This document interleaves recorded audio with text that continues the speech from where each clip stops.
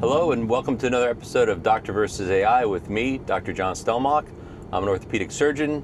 I've been practicing orthopedics for 34 years in private practice and been in orthopedics for nearly 40 years. And I specialize in hip and knee replacement. And the way this works is I'm in my self-driving Tesla, not doing anything, sitting here. And what I do is I ask a question of my in-car AI assistant, Grok. And then I hear the answer, then we talk about it and see what it has to say if it makes any sense. So let's get started with the question for today. And I'll sum it up, Grok. Hey, Grok. Hey, I saw my doctor today, and he said the cortisone shots in my knee aren't working anymore. And I want to know if there's some other kind of thing I can inject in my knee to avoid a replacement, because I don't really want to get one. Is there something they could just inject in there to fix it?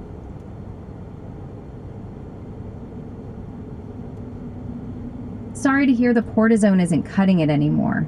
Bummer about your knee. Other injections like hyaluronic acid gel shots for lubrication, platelet-rich plasma from your blood to promote healing, or even stem cells show promise in studies for longer relief than cortisone. But talk to your doc first, since nothing fully fixes it or guarantees skipping replacement. Okay, so those are probably the three other things that we can do that patients ask me about and that we actually can do for your knee.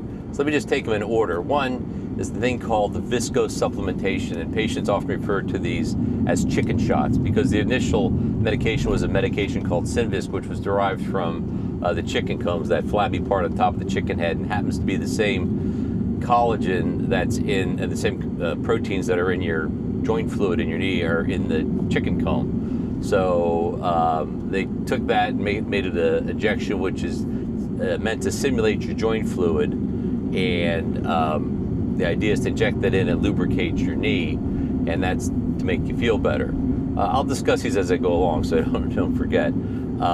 So what that does is there's several different varieties now. I'll try to mention most of them, but I'm going to miss some, and hopefully the manufacturers get mad. There's Synvisc. It's Synvisc one, that's kind of the original one. There's Halogan, there's Euflexa, there's Gel One, there's Suparts. There's a bunch of them.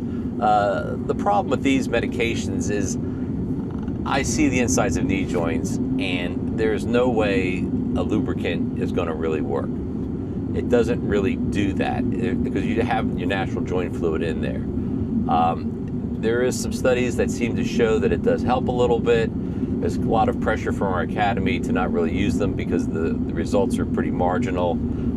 People do get relief from them. I do them, and it's hard to know who's going to help. But sometimes the people that want these injections are the people that are kind of pretty far down the road. But certainly it doesn't really do any harm. The complications are very little. The injections like getting a cortisone shot, so it's really not too bad to get it. So you can try it. Is it a cure-all? Not really. It does help some. It's hard to get my arms around if it really works or not, but we do it. Patients seem to get relief from it, so we'll try everything to help avoid things. Other thing is PRP, and what that is platelet-rich plasma. This is not covered by insurance. What it is in the office, we do it in our office. We draw some blood out of you, about 50, 60 cc's of blood, and then what happens, it's spun down in the layer that has the platelets and the body's own molecules and whatnot in there.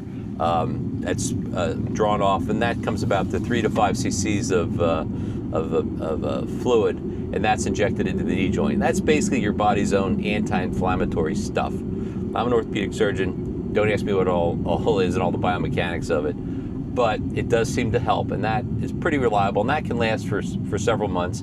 That can be done every 3 to 6 months. It's in the $500, $1,000 range to do that. And again, it's not covered by insurance, but they're co-pays for other medications and stuff, and people, it's one of those things that I think it's more effective than the viscose supplementation, the chicken shots. That's anecdotal, but to me it seems more effective than that. So it's basically a way to kind of get the inflammation which we're trying to treat. Other thing is the stem cell treatments. You hear a lot about this. I know on podcasts I listen to about the stem cells. It's a miracle. Go to Mexico, get stem cells and whatnot. I think what that does, and this is only my opinion, I think it's basically like the PRP, the platelet-rich plasma. It's the body's sort of anti-inflammatory stuff.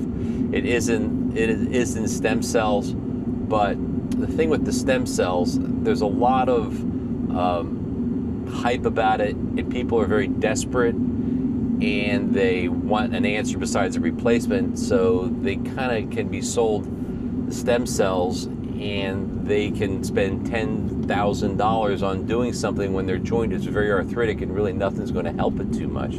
I've seen that multiple times where people, even they come in to say, oh, I had stem cells and help me,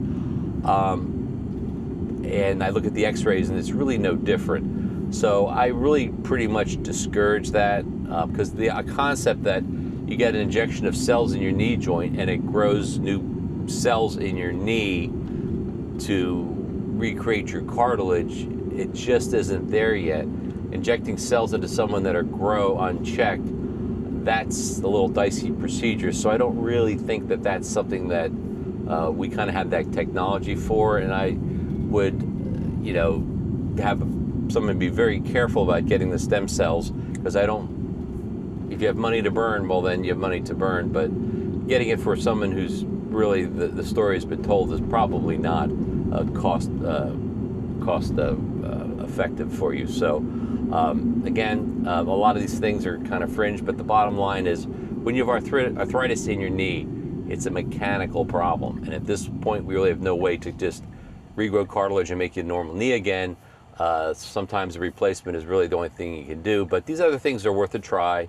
We're always learning new things, and I think that as time goes on, AI is going to really help us, and we might be able to grow cartilage and put it back in your knee, but for now, that's really not something that can be reliably done. So, Grok kind of gave us a pretty good answer, and hopefully that gave you a little bit of information, and we'll be doing some more topics, and thank you for viewing. Leave some comments, send me an email, and see you on the next Doctor versus AI.